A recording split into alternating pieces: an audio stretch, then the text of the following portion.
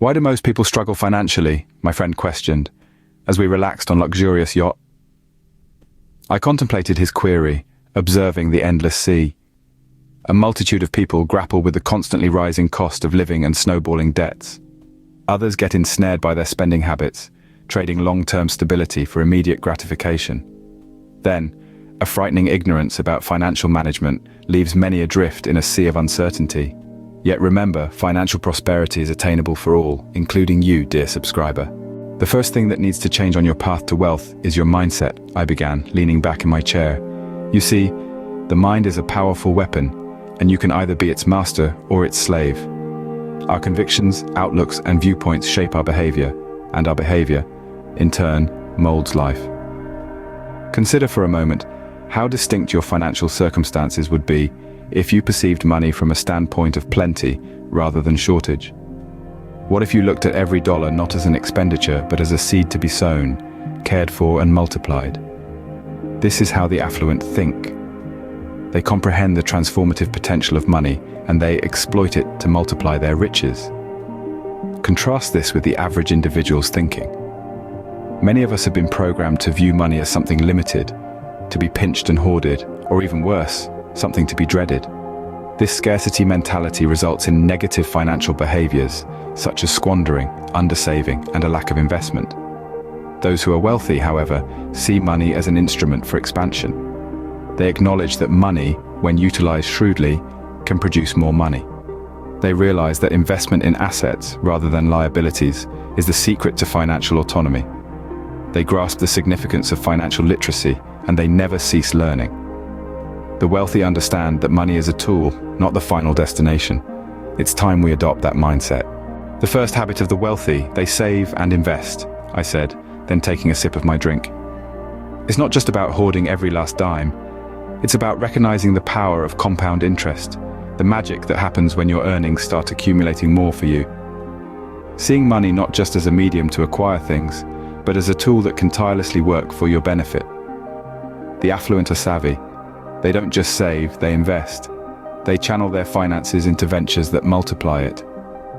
Be it real estate, stocks, or businesses. They explore opportunities that offer growth and don't hesitate to invest when they spot potential. This habit of saving and investing is what empowers the wealthy to enhance their wealth over time. It's like a snowball effect. The more they save and invest, the more their wealth multiplies. And so, the cycle goes on. Wealth isn't about how much you earn, but how much you keep and grow. Habit number 2, the wealthy are lifelong learners, I continued. They are aware that the world is in a state of perpetual change and they strive to keep pace with it. This doesn't solely pertain to fluctuating stock market trends or recent technological advances. It involves enhancing their global comprehension, expanding their perspective, and challenging their personal limits. The affluent invest profoundly in their intellectual growth and abilities. They consume a vast amount of literature, participate in workshops, register for online courses, and seek guidance from accomplished mentors. They recognize that self-growth is an unending journey, and they welcome it. They perceive that each book they digest, each course they enroll in, each dialogue they engage in, can potentially unveil new avenues for expansion and wealth accumulation. They understand that their most valuable resource is their intellect, and they are dedicated to cultivating it. Knowledge is power, and the wealthy know this. Third habit, the wealthy mingle with successful people, I said concisely. Remember, you are the average of the 5 people you associate with most. Habit number 4, the wealthy set clear and achievable goals, I told him. But why is goal setting so crucial, he asked. It's simple. Goals present you with a route, a purpose. They act as the navigators guiding you to your desired destination, which in this case is prosperity.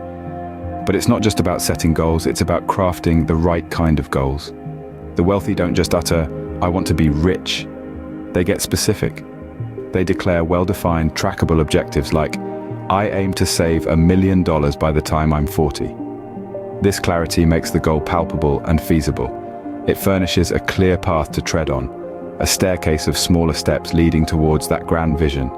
And notably, it provides a method to track your journey, to quantify success, to realize when it's time to throw a party, or when it's time to modify the plan.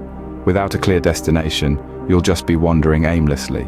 Fifth habit, the wealthy take calculated risks, I said, looking out at the horizon. It's not just a matter of audacity or fearlessness. No, the affluent comprehend that triumph often needs a step beyond the familiar grounds.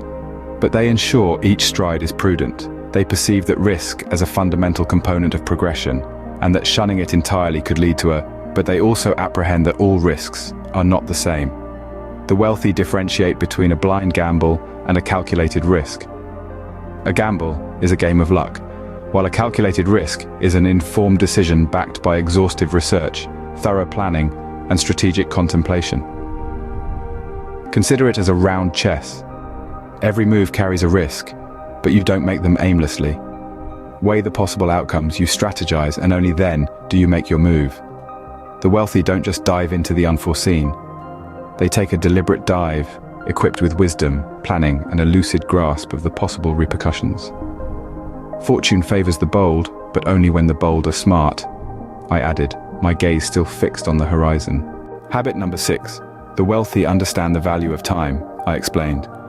This isn't merely about managing time or applying productivity tricks. It's a deep-seated comprehension that time, once used, never comes back. The wealthy do not simply spend time, they invest it, akin to money.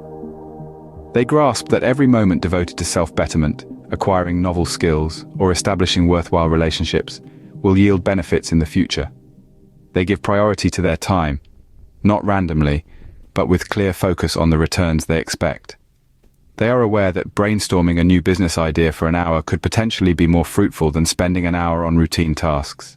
They delegate tasks, automate processes, and get rid of tasks that do not align with their long-term objectives. They comprehend that their time is their most priceless possession, and they respect it as such.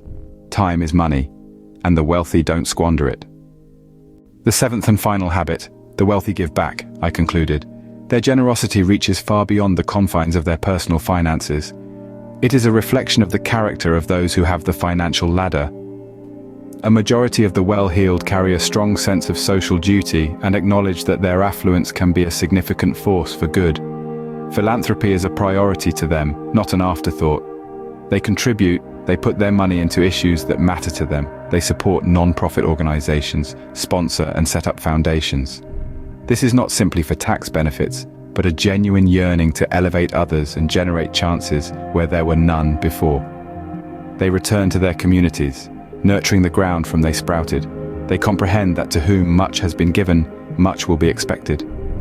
The wealthy comprehend that true triumph isn't gauged by the sum in their account, but by the influence exert. Wealth isn't just about amassing money, it's about making a positive impact.